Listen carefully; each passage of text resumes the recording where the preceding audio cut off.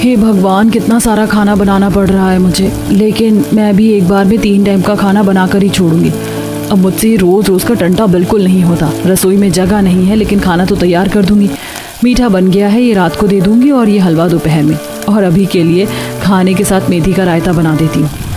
ओहो, मेरी 6 सब्जियां बनने वाली होंगी, जरा सबको चला देती हूँ। ये कहकर नेहा 6 सब्जियों को बारी बारी से चलाती है। दोस्तों, आखिर नेहा क्यों ऐसा कह रही थी कि उसे एक बार में 3 टाइम का खाना बनाना पड़ रहा है? खाना बनाने में ऐसी क्या सिरदर्दी हो गई कि उसने पूरी रसोई को फैला रखा था? पूरी बात क्या है, ये जानने के लिए हम कहानी में कुछ समय पीछे चलते हैं। नई बहू नेहा इस घर में शादी करके अपने शुभ कदम रखती है। भाभी आ गई, भाभी आ गई। अरे भाभी पर फूल डालो सब मिलकर। बस कीजिए देवर जी, आपने मेरा इतने अच्छे से स्वागत किया, उसके लिए थैंक यू। अरे भाभी, ये तो कुछ भी नहीं है। हम तो सोच रहे थे कि आपके और भैया के साथ एक गेम भी खिला दे, इसी बहाने रस्म भी हो जाएगी। चुप करो तुम तीनों बच्चों, कोई गेम नहीं होगा। बेटा, बहू थक गई होगी, इन्हें आराम करने दो। बहू, कल तुम्हारी पहली रसोई है, तो तू तैयार है ना? कल तुम्हें बिल्कुल भी फुर्सत नहीं मिलने वाली। जी माँ जी। नेहा, इस तरफ चलो, हमारा कमरा इस तरफ है। नेहा अपने सास ससुर के पैर छूकर अपने कमरे में चली जाती है और अगले दिन बहू तैयार होकर अपनी पहली रसोई में जाती है। इतने में सास और नंद आ जाती हैं। माँ जी, खाने में क्या बनाना है? हाँ, वही तुझे बताने आई हूँ। देख, तुझे अपनी पहली रसोई में 4 से लेकर 5 खाने की चीज बनानी है। एक उसमें मीठा तो रखेगी, एक चटपटा रख दियो, जैसे भल्ले पापड़ी, चाट पापड़ी, टिक्की, कुछ भी। और फिर 2 सब्जी तो हमारे यहाँ डेली बनती हैं, तो वो भी तुझे बनानी है। फिर पूरी कचौड़ी, जो बाकी तेरा दिल करे बना ले। जी माँ जी। 5 खाने की चीज बनानी थी, 6-7 बता दी हैं। अब अपने दिल का खाना बनाकर अपनी शामत थोड़ी ना बुलवानी है। तो भाभी, आप सब कुछ समझ गई है ना? हाँ दीदी। तुम दोनों खड़ी क्या हो यहाँ पर? अपनी भाभी की मदद करवा दो। वो अभी नई है इस घर में। मिर्च मसाले कहाँ रखते हैं ये भी बता देना, और इतना सारा खाना बनाने में मदद करवा देना। पर माँ, आप तो जानती हैं मैं खाना बनाने में। सब पता है मुझे। खाना तुझे नहीं, तेरी भाभी को बनाना है। बस तुझे मदद करनी है, और अंकिता तू भी। जी माँ। कमला चली जाती है। बहू खाना बनाना शुरू करती है, लेकिन दोनों नंद, जो कि एक नंबर की आलसी थी, वह कछुए की तरह काम कर रही थी। इन दोनों को कितनी देर पहले आलू टमाटर काटने को कहा था। मैं खाना बनाने की ग्रेवी कैसे तैयार करूं? इन दोनों की नियत ही नहीं है काम करवाने की। इससे अच्छा तो मैं खुद कर लूं। दीदी, आपने अभी तक काटा नहीं प्याज? भाभी, प्याज काटने से मेरी आंखें जल रही, इसलिए अभी तक मैं काट नहीं पाई। और भाभी, मुझे टमाटर काटना नहीं आता। कोई बात नहीं, तुम छोड़ो, मैं खुद खाना बना लूंगी। जाओ। थैंक भाभी, हम जा रहे हैं। खाना बनाते बनाते नेहा को 2 घंटे बीत जाते हैं और पसीने में वह पूरी भीग जाती है। शुक्र है खाना मीठा सब कुछ बन गया। खड़े खड़े मेरी कमर दर्द हो गई, लेकिन अभी तो परोसने भी जाना है। इतनी जल्दी मुझे लेटने को नहीं मिलेगा। सबके खाना खाने के बाद ही अपने कमरे में जा पाऊंगी। ये नई बहू को आखिर कोई समझता क्यों नहीं है? एक बार माँ जी भी नहीं देखने आई मुझे कि मैं कैसे काम कर रही हूँ अकेली। फिर नेहा खाना ले जाकर डाइनिंग टेबल पर सबको सर्व करती है, जिसे खाने पर ससुराल वाले बेहद खुश हो जाते हैं। वाह बहू, तूने खाना तो बहुत अच्छा बनाया है। ऐसे ही बढ़िया बढ़िया खाना तीनों टाइम बना कर देना बहू। जी पापा जी। हाँ भाभी, खाना बहुत अच्छा है। वो तो है, और अब से हमें हर रोज इतना बढ़िया बढ़िया खाने को मिलेगा। ये वो सब तो ठीक है, लेकिन बहू मेरी बात कान खोल कर सुन ले। तुझे तीनों टाइम इतना ही खाना 5-6 तरीके का बनाना है। ये नहीं कि तूने हमें सिर्फ दाल चावल बनाकर दे दिया या रोटी सब्जी दे दी। उसके साथ कुछ मीठा या अलग अलग आइटम भी होने चाहिए। चल जा, तू भी खा ले और आराम कर। खाना बनाते बनाते थक गई होगी। इन दोनों ने तो तेरी मदद करी नहीं, मैंने देख लिया था रसोई में। फिर नेहा भी आखिर में खाना खाकर अपने कमरे में चली जाती है, लेकिन फिर उसे दोपहर और रात का खाना बनाने के लिए 1-1.5 घंटे पहले रसोई में जाना पड़ता है। और रसोई में सामान ही नहीं था तो वह अपने पति से बाजार से सामान मंगवा लेती है। 2 हफ्ते बीत जाते हैं। बहू तीनों टाइम का 8 जनों के लिए घर में खाना बनाकर बहुत ज्यादा परेशान हो जाती है। कोई भी नई बहू की तकलीफ को नहीं समझता था और ना खाना बनवाने में कोई उसकी मदद करता था। सब बस 2 तारीफ करके पेट भर लिया करते थे। एक दिन बहू रसोई में थक कर बैठ जाती है। बस बहुत हो गया, अब मैं इतना सारा खाना एक साथ नहीं बना सकती। मैं तीनों टाइम के खाने की तैयारी कुछ देर पहले ही कर लिया करूंगी। जैसे सब्जी काट के रख दूंगी, आटा लगा के रख दूंगी, फिर बस बनाना रह जाएगा बाद में। हाँ, ये सही है। उससे मुझे बीच बीच में आराम भी मिल जाएगा, वरना पूरा दिन रसोई में ही निकल जाता है। नेहा रसोई में खाना बनाने से 1-2 घंटे पहले ही सब्जी काट कर रख देती है। ग्रेवी बनाकर रख दिया करती थी जिससे उसे तीनों टाइम का खाना बनाने में आसानी हो। लेकिन 10-15 दिन बाद भी नेहा इसी बात से परेशान रहती है क्योंकि खाना इतना ज्यादा बनाना पड़ता था कि मिर्च मसाले खत्म हो जाया करते थे। एक दिन बहू पड़ोसन के घर चली गई। आंटी जी, मुझे टमाटर और धनिया मिल सकता है क्या? वो क्या है ना, रात के टाइम मैं नई बहू होने के कारण बाहर सब्जी लेने नहीं जा सकती, इसीलिए आप दे दीजिए। ठीक है बहू, मैं देती हूँ। सुनीता टमाटर और धनिया लाकर नेहा को सौंप देती है, जिसके बाद वह खाना बनाना शुरू करती है और रात का खाना बनाकर खिलाती है। वाह बहू वाह, तेरे हाथ के बने खाने का ज्यादा ही असर हो गया हमारी जुबान पर। जिस पल तू हमें खाना बनाकर नहीं देती ऐसा लगता है कि खाना खा ले। जी माँ जी। दीपेश जी, मैं कह रही थी कि रसोई का काफी सारा राशन खत्म हो गया है। इतना सारा खाना बनाने में तो आप कल मेरे साथ ग्रोसरी मार्केट चलना। ठीक है। घर का सारा काम करने के बाद जैसे ही नेहा लेटती थी तो पूरे बदन का दर्द शुरू हो जाया करता था। आखिर घर का काम अकेले जो संभाल रही थी। अगली सुबह दोनों पति पत्नी ग्रोसरी मार्केट जाकर सारा राशन पानी ले आते हैं। 1 मिनट, जब मैं इतनी मेहनत कर रही हूँ खाना बनाने में तो क्यों ना थोड़ी सी और कर लूं। एक्स्ट्रा इंडक्शन ऑनलाइन बुक कर लेती हूँ। अब मैं तीनों टाइम का खाना एक बारी में ही बना दिया करूंगी। बस बहुत हुआ, और फिर फ्रिज में रख कर खिला दिया करूंगी। कम से कम मैं शाम और रात को आराम तो कर पाऊंगी। यही सोचकर नेहा बाकी दोनों टाइम का खाना भी निकाल लेती है और काट पीट कर रख देती है। कुछ देर बाद ऑनलाइन 4 इंडक्शन घर पर आ जाते हैं जिस पर नेहा खाना बनाती है और अब वह रोज एक बार में ही 3 टाइम का खाना बना लिया करती थी और फ्रिज में रखकर शाम को शाम का खाना, दोपहर को दोपहर का खाना दे दिया करती थी, जिससे नेहा भी अब थोड़ा बहुत आराम करने लगती है। लेकिन एक दिन फ्रिज में खाना रखना भूल जाती है और दिन का बना खाना बिना जांचे रात में परोस देती है, जो कि खराब हो चुका था। आय हाय, छी भाभी, ये दाल आज खट्टी कैसे हो गई? हाँ बहू, और ये इस सब्जी से भी महक आ रही है। सब्जी क्या, ये पूरी भी अजीब सी हो रही है। बहू, ये तूने खाना आज कैसे बनाया है? कहीं तूने हमें सुबह का खाना तो नहीं परोस दिया? बहू, तू हमें खराब खाना खिलाना चाहती है? माँ जी, मुझे नहीं पता था ये खाना खराब हो गया है। हाँ, ये खाना मैंने आपको सुबह का ही परोसा है। मेरे ससुराल में 4-5 जने नहीं है, 8 जने हैं जिनका खाना सिर्फ दाल चावल रायता और रोटी सब्जी में खत्म नहीं होता। आप सबको खाने के लिए हर रोज कुछ मीठा चटपटा नए पकवान चाहिए होते। मैं जब से शादी करके आई हूँ आपकी नई बहू बनकर 3 टाइम का खाना बनाती जा रही हूँ। जब मुझसे बर्दाश्त नहीं हुआ, मैं थक गई, तब जाकर मैंने एक बार में 3 टाइम का खाना बनाना शुरू कर दिया और इतने दिन से आप ऐसे ही खाना खा रहे थे। वो तो गलती से मैं सुबह फ्रिज में खाना रखना भूल गई और आपको बेकार खाना मिल गया। इसमें मेरी क्या गलती है? बनाने वाली मैं एक हूँ और खाने वाले अनेक हैं। कोई मुझे समझता ही नहीं है। एक दिन खराब खाना मिल गया तो सब भड़क रहे हैं। बाकी दिन का क्या बनाने वाले इंसान का भी नहीं सोचते हो आप लोग? बहू, मुझे माफ कर दे, मैंने ही तुझे नहीं समझा। इन दोनों को मैंने कहा था कि तेरी मदद करवाएं, लेकिन इन्होंने तेरी नहीं सुनी और मुझे लगा तू अपने आप ही खाना बना लेती है। एक बार भी तूने हमसे कहा भी नहीं। और शिल्पा, अंकिता, तुम दोनों सुन लो, अगर आज के बाद तुम दोनों ने अपनी भाभी की रसोई में मदद नहीं करी तो तुम दोनों की अगले महीने ही शादी करवा दूंगी। नहीं नहीं माँ, वो तो बहुत सारा काम करना पड़ेगा। हम पक्का आज से ही भाभी की मदद करेंगे। बहू, मुझे भी माफ कर दे। बेस्वाद और खराब खाने के चक्कर में मैंने तुझे सुना दिया। शुक्र है आप लोगों ने मुझे थोड़ा तो समझा। उसी दिन के बाद से नेहा बहू के साथ सास और नंद भी खाना बनवाने में मदद करने लगते हैं और ये एक टाइम पर तीनों टाइम का खाना बनाने वाला सिलसिला भी खत्म हो जाता है।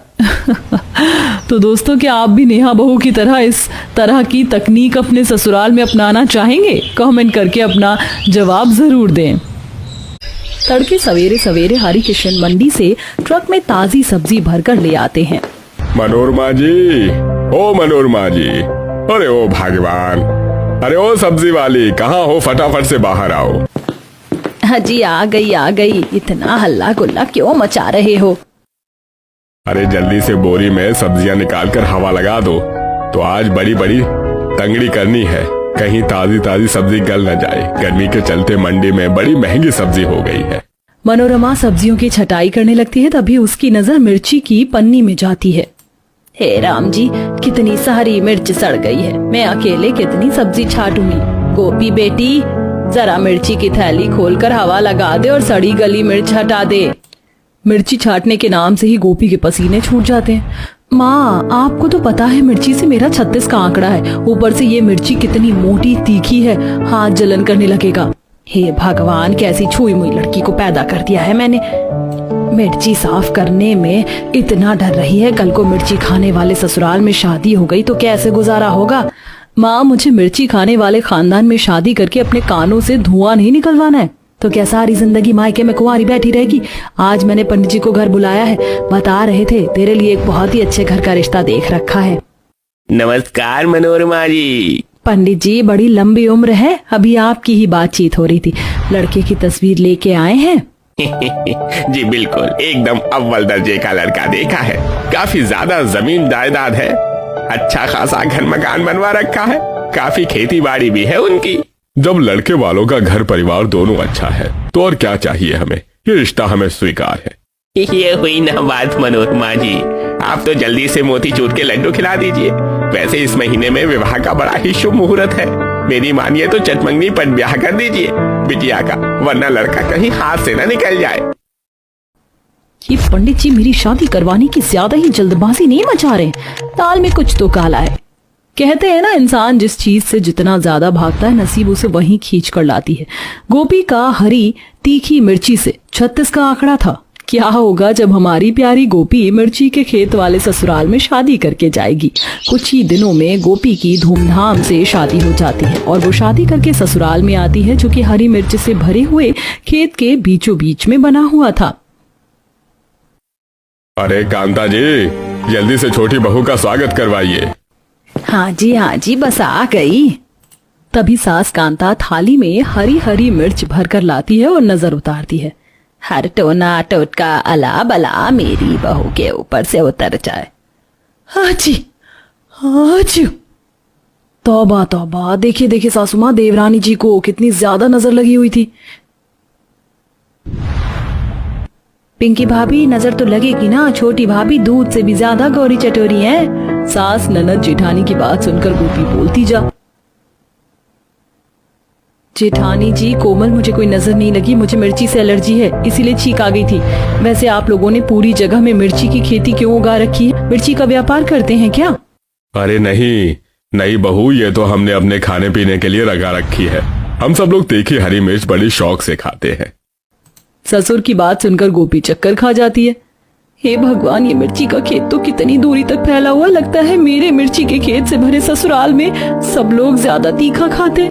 पूरा परिवार आराम करने चला जाता है। अगले दिन गोपी नहाकर रसोई में आती है। आज तो मेरी चूल्हा चढ़ाई की रस्म है। माँ जी, जेठानी जी अभी उठी नहीं है। खैर, खट्टे मीठे पकवान ही तो बनाना होगा, पूछताछ करने की क्या जरूरत है। थोड़ी नमक वाली कचौड़ी, हलवा, गुलाब जामुन, पुलाव और 1-2 वैरायटी की सब्जी बना लेती हूँ। खाने की लिस्ट सोचकर गोपी राशन ढूंढने लगती है कि कुछ ही देर में सारे डिब्बे दराज छान मार कर देख लिया, राशन का एक दाना नहीं है, क्या बनाऊं। तभी सास जेठानी टोकरी में खेत में से मिर्ची तोड़ कर ले आती है। माँ जी, अब की बार तो खेत में पानी पटाने का डबल फायदा हो गया। देखिए कितनी मोटी मोटी तीखी मिर्च निकली, इसके पकौड़े खाने में क्या मस्त लगेंगे। मिर्ची की पकौड़े की बात सुनकर कांता जीभ चटपटाते हुए बोलती है। बड़ी बहू, तूने तो मेरे मुंह में पानी दिला दिया। गोपी बहू, फटाफट से टोकरी की ताजी मिर्ची के कुरकुरे खस्ता पकौड़े तल दो। देवरानी जी, फ्रिज में दूध की थैली पड़ी हुई है, बड़े पतीले में भरकर चाय बना लेना और बढ़िया से अदरक इलायची कूट कर डालना। पर माँ जी, जेठानी जी, इतनी तगड़ी गर्मी के मौसम में तीखी मिर्ची के पकौड़े खाना सेहत के लिए हानिकारक है। बहू, तू साफ सीधा क्यों नहीं बोलती कि पकौड़े तलने में तुझको भारी पड़ रहा है? हम भारी खान पान भी हजम कर जाते हैं, अब तू बना। जी माँ जी, पता नहीं कैसे भसड़बाजी खानदान में फंस गई। मुझे क्या, मैं तो ऊपर से और कश्मीरी लाल मिर्च डालकर पकौड़े तल दूंगी। जब कान से धुआं निकलेगा तो खुद उछलेंगे। आग बबूला होकर गोपी सारी मिर्ची काटती है। कुछ मिर्ची इतनी ज्यादा मोटी और सख्त थी कि बीज उछलकर आंख में लग जाता है। मम्मी, मेरी आंखों में कितनी जोर से मिर्ची लग रही है। तभी चटोरा देवर प्रदीप किचन में पधार जाता है। भाभी, अभी तक आपने मिर्ची के पकौड़े नहीं तले, जल्दी कीजिए। ये भगवान, सबके सब एक नंबर के जीप के चटोरे हैं। लाल पीली गुस्से में सबको मिर्ची के पकौड़े बनाकर वो खिलाती है। अरे वाह चाची, आपने क्या स्पाइसी मिर्ची के पकौड़े बनाए, और दो। मिष्टी, तुम्हें तीखा लग रहा है? देखो तुम्हारी आंख से आंसू आ रहा है, और मत खाओ, मैं परता बना देती हूँ सिंपल। अरे बहू, खाने दे मेरी पोती को, मुझे टोका ताकी पसंद नहीं है। देखते देखते दोपहर का टाइम हो जाता है। इतनी जोर की भूख लगी है, माँ जी से पूछ लेती हूँ कि क्या बनाना है। माँ जी, दोपहर का टाइम है, सबके लिए दाल चावल बना दूं? सुनकर सबका मुंह उड़ जाता है। अरे बहू, दाल चावल तो बिल्कुल फीका फीका खाना है, हमें तो तीखा खाना पसंद है। ऐसा कर, तू सबके लिए सिलबट्टे वाली मिर्च की चटनी पीस दे और चूल्हे की रोटी बना ले खेत में ही। ये सुनकर गोपी को तेज गुस्सा चढ़ता है कि भगवान, कहां से कहां मिर्च के खेत वाले ससुराल को चुनकर मैंने अपनी जिंदगी झंड कर ली है। भरी दोपहरी में गोपी खेत के बीचों बीच में सिलबट्टी की चटनी और चूल्हे की रोटी बनाकर खिलाती है। आहा, आज तो मिर्ची के खेत में मस्त ठंडी ठंडी हवा चल रही है पिताजी। खाक हवा चल रही है, मिर्ची की तेज धांस उड़ रही है। खा पी कर सब लोग खिसक लेते हैं। तभी सास, बहू देख, धूप के चलते पेड़ पौधे कैसे मुरझा से गए, मिर्ची के थोड़ा पानी पटा देना। जी माँ। बहू पूरे खेत के पानी पटाने में पसीने पसीने हो जाती है। गरम गरम लू चल रही थी, इसलिए उसे रात में बुखार हो जाता है। इसी तरह कुछ समय गुजरता है। मिर्ची के खेत वाले ससुराल में गोपी को हमेशा अपने ससुराल वालों की फरमाइश के अनुसार ही खान पान बनाना पड़ता है। कभी मिर्ची के पराठे, मिर्ची की चटनी, सब्जी, अचार, सब कुछ। हे भगवान, ये तीखी मिर्ची वाला खाना खा खा कर मेरे पेट की तो हालत खराब हो गई। आज खिचड़ी बना लेती हूँ। कमजोरी में ही गोपी किचन में जाकर खिचड़ी बनाने के लिए दाल चावल निकालती, तभी दोनों ननद रेशमा कोमल टपक जाती हैं। भाभी, माँ ने ये खेत में से पतली पतली मिर्ची तोड़कर भिजवाई और कहा है मिर्च की तरीदार सब्जी बना लो। रेशमा, आज मेरी तबीयत बिल्कुल भी ठीक नहीं है, तुम खुद बना लो, मैं अपने लिए धुली मूंग दाल की खिचड़ी बना रही हूँ।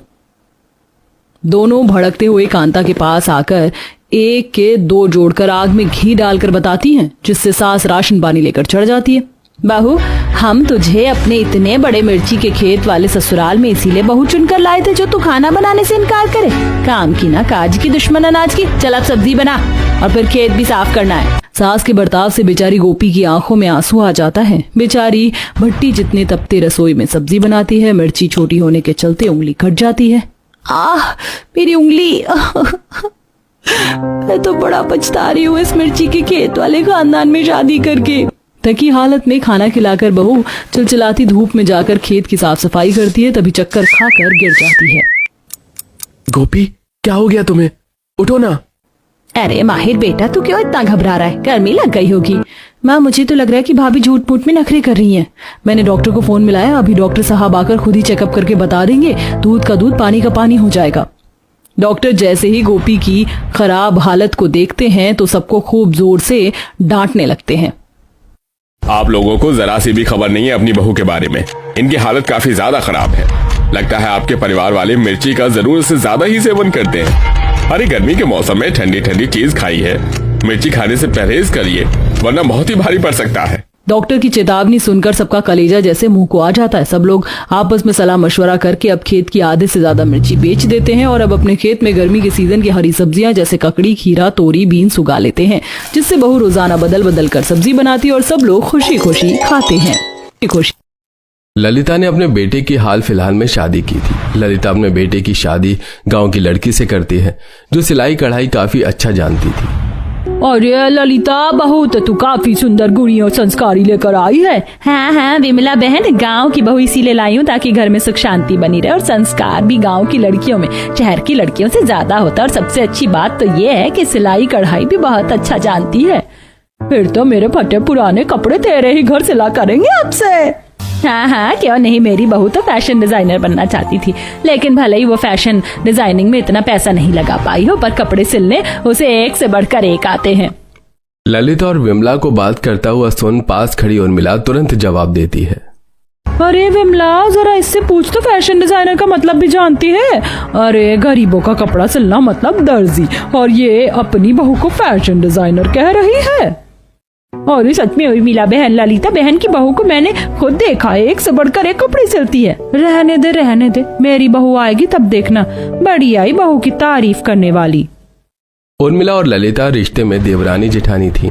उनके बीच अक्सर मनमुटाव बना रहता था। जहां उर्मिला अमीर थी, वहीं बेचारी ललिता गरीब। दोनों के विचार भी काफी अलग थे। ना जाने अपने आप को क्या समझती है, लगता है अपनी हैसियत भूलती जा रही है। चलिए मेरी बराबरी करने अपनी दर्जी बहू को फैशन डिजाइनर बता रही है। अरे क्या बात हो गई? कौन अपनी हैसियत भूल गया है? तुम्हारे छोटे भाई की बीवी अपनी हैसियत भूलते जा रही है। अरे गांव से बहू ब्याह कर लाई है और कह रही है फैशन डिजाइनर, जैसे कपड़े सिलती है। अरे तो क्या हो गया, अपनी बहू की तारीफ ही तो कर रही है। मुझे तो आज तक समझ नहीं आया कि किस बात की नोक-झोंक होती रहती है तुम दोनों के बीच। हाँ हाँ, सारी गलती तो मेरी है, आप तो रहने दीजिए। अब तक आपने दिलीप के रिश्ते के बारे में कुछ नहीं बताया। अरे जिससे हमने दिलीप का रिश्ता लगाया था उन्हें हमारा बेटा पसंद आ गया है, और संजोग तो देखो तुम्हारी बहू भी फैशन डिजाइनर है। तुम्हारी बहू भी से क्या मतलब है? मेरी ही बहू पूरे मोहल्ले में अकेली फैशन डिजाइनर होगी। इस रिश्ते को जितनी जल्दी तय कर सको तय करो। उर्मिला के बेटे दिलीप का रिश्ता भी एक अच्छे घर में तय हो जाता है। लड़की फैशन डिजाइनिंग कर चुकी थी और इसी फील्ड में काम भी कर रही थी। अब उर्मिला के बेटे दिलीप की शादी भी तय तारीख पर कर दी जाती है। देख रही है ना विमला, मेरी बहू फैशन डिजाइनर और फैशन डिजाइनिंग करने के लिए पैसा चाहिए। क्या बात कर रही है उर्मिला, तू तो ललिता की बहू से भी 10 कदम आगे की बहू ढूंढ लाई। ललिता की बहू रीना घर का सारा काम करके अपना आधे से ज्यादा समय सिलाई कढ़ाई और बारीकी से एक कागज पर डिजाइन बनाकर उस पर काम करने में लगी रहती है। अरे वाह बहू, तू तो चित्रकारी भी काफी अच्छा कर लेती है। हाँ माँ जी, तभी तो मैं इसे सिलकर तैयार कर पाऊंगी बारीकी से। सचमुच बहू, क्या हुनर पाया है तूने। समय बीत रहा था। रीना अब आस पड़ोस के लोगों के भी कपड़े सिलने लगी थी और कम दामों में वो एक से बढ़कर एक designing dress, sari, gown, frock suit, blouse, palazzo सब कुछ तैयार कर लेती थी। ललिता बहन, ये एक उम्मीद लेकर आई हूँ आपके पास। आप तो जानती हैं पिंकी की शादी तय की है, लेकिन इसका बाप है कि ऐसी मुसीबत में घड़ी में भी साथ नहीं दे रहा, बस पी कर पड़ा रहता है घर में। बताओ बहन, क्या बात है? जो मुझसे हो सकेगा मैं जरूर करूँगी। भाभी, मैं यहाँ इसलिए आई हूँ ताकि आप मेरी मदद कर सको। आप मेरे लिए एक ऐसा लहंगा तैयार कर दीजिए जिसे मैं शादी में पहन सकूँ। हाँ बेटा, हमारे पास इतने पैसे नहीं है कि हम महंगा ड्रेस खरीद सके। फिर मुझे याद आया कि तुम इतना अच्छा सिलाई कढ़ाई करती हो, तो मेरी बेटी के लिए एक लहंगा तो बना ही दोगी। क्यों नहीं, बस आप मुझे लहंगा तैयार के लिए धागा, मोती, कपड़े, अस्तर जो भी सामान लगता है वो लाकर दे दीजिएगा। मैं इसी से डिजाइन में खूबसूरत लहंगा तैयार कर दूंगी। बहुत बहुत शुक्रिया बेटा। पिंकी भी अब रीना को लहंगा बनाने के लिए सारा सामान लाकर दे देती है। रीना भी मन लगाकर अब पिंकी की शादी का लहंगा तैयार करती है। भाभी, मेरा लहंगा तैयार हो गया क्या? हाँ हाँ बिल्कुल, ये रहा तुम्हारा लहंगा, देखो और बताओ कैसा लग रहा है। पिंकी जब उस लहंगे को देखती है तो वो हैरान रह जाती है। लहंगा बिल्कुल ऐसा लग रहा था जैसे किसी महंगे दुकान से खरीदा गया हो।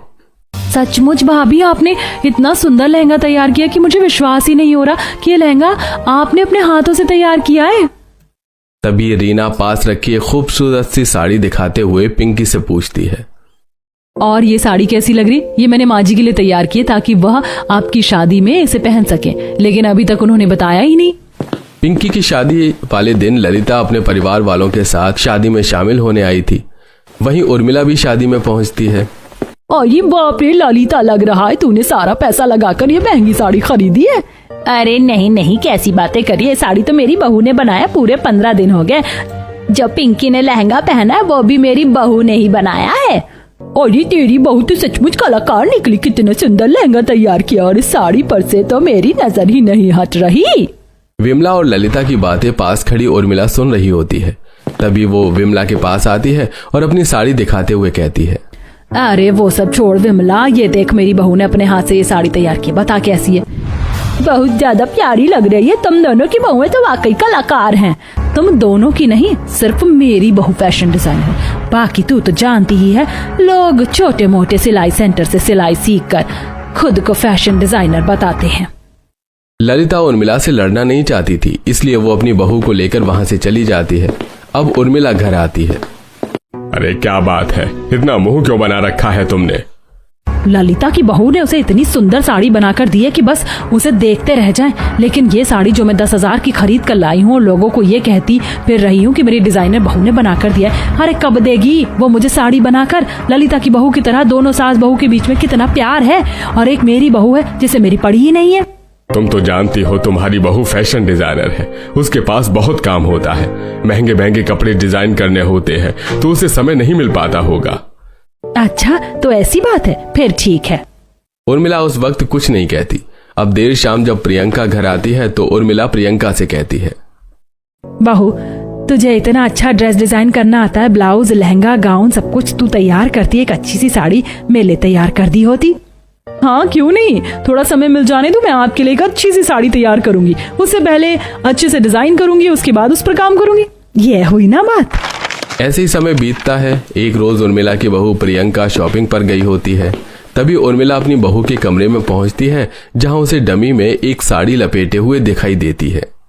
मेरी बहू ने मेरे लिए शायद साड़ी तैयार की। मैं काफी समय से इस साड़ी पर उसे काम करता हुआ देख रही थी। मुझे लगा किसी क्लाइंट का होगा, लेकिन ये तो मेरे लिए है। उर्मिला उस साड़ी को छूकर देख ही रही होती है कि तभी वहां प्रियंका आ जाती है। आपने किससे पूछकर इस महंगी साड़ी में हाथ लगाया? आपको पता भी है ये जिस क्लाइंट का है उसने इसे बनवाने के लिए पूरे 4 लाख रुपए दिए। तो क्या ये मेरा नहीं है? मुझे लगा ये साड़ी तो मेरे लिए तैयार कर रही है। एक तो आप मेरा बना बनाया करियर बर्बाद करना चाहती हो, ऊपर से अगर इस साड़ी में थोड़ी भी प्रॉब्लम आई तो मुझे कंपनी को फाइन देना होगा। दूर हटो आप। उर्मिला को उसकी बहू का व्यवहार जरा भी अच्छा नहीं लगता। और तो और उर्मिला की बहू इतनी जोर जोर से चिल्ला रही थी कि उनकी बातें ललिता और रीना तक सुन लेती हैं। क्या जरूरत थी जेठानी जी को भी शहरी बहू लाने की? अब कर रही है ना बेइज्जत। उर्मिला उस दिन के बाद से अपनी बहू को कुछ नहीं कहती, बल्कि उसे इस बात का एहसास हो रहा था कि उसकी अमीर बहू उसकी क्यों इज्जत नहीं कर रही। क्या जरूरत है तुम्हें भी अपनी फैशन डिजाइनर बहू के हाथों के कपड़े पहनने की? अरे तुम एक से एक कपड़े खरीद सकती हो। उर्मिला उदास क्यों होती हो? उर्मिला खरीदे हुए कपड़ों को अपनी बहू का बनाया हुआ कपड़ा कहकर अपना मन बहला लिया करती। एक रोज उर्मिला के घर ललिता और रीना आते हैं। क्या बात है आज तुम दोनों के एक साथ मेरे दरवाजे पर? बड़ी माँ, ये साड़ी मैंने आपके लिए अपने हाथों से तैयार करके लाई थी। इसे बनाने में मुझे 10 दिन लगे, आप मना मत करना। बहू ने आपके लिए और मेरे लिए दोनों के लिए साड़ी तैयार की थी, तो मैं बस आपको वही देने आई थी। उर्मिला उस साड़ी को खोलती है और उसका डिजाइन, कढ़ाई, बनावट देखकर वो दंग रह जाती है, लेकिन बड़ी ही प्यार से साड़ी को स्वीकार कर रीना को आशीर्वाद देते हुए कहती है, ललिता सही थी, पैसे और दिखावे में क्या रखा है। हमेशा से तुम सास बहू में माँ बेटी जैसा प्यार रहा और हम में टकराव, एक दूसरे से मन मुटाव, यहाँ तक कि मेरी डिजाइनर बहू ने मेरे लिए कभी साड़ी तक नहीं बनाई और तू पराई होकर भी मेरे लिए 10 दिनों से साड़ी पर काम कर रही थी। उर्मिला को एहसास हो चुका था कि सब कुछ पैसों में ही नहीं है, बल्कि मान सम्मान और संस्कार भी जरूरी होता है।